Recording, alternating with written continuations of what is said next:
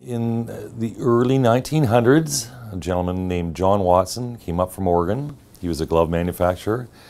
And he looked around False Creek, and False Creek generally in those days, or it was in those days, were sawmills and log sorting and shipping. And he noticed the hand protection was inferior from what he was making in Oregon.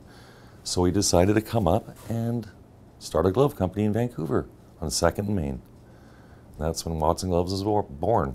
Well, my grandfather, Dinty Moore, he moved down, he was born and raised in Comox, and he moved down to the city and got a job with Watson Gloves, John Watson, in the early 20s, and started out sales and delivering. They actually delivered the Watson Gloves on bikes around False Creek on the weekends after they manufactured them during the week. From then on, my grandfather moved to sales manager, and rumor has it that John Watson was a womanizer and a gambler. So quite often he could not make payroll.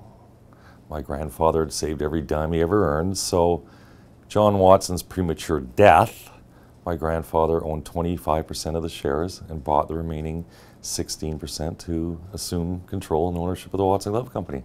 So we import, there's no two ways about it. Garden gloves are lower end gloves with fabric and leather on them, but the factory and the Canadian made product, there's still a tremendous demand for it, and that's what we really celebrate is we're still making a lot of gloves in Canada and employing a lot of people, good union paying jobs. These people I've surrounded myself with, I think they can just take this thing to the moon. We are enjoying an annual rate of 20% sales revenue growth right now. Sky's the limit.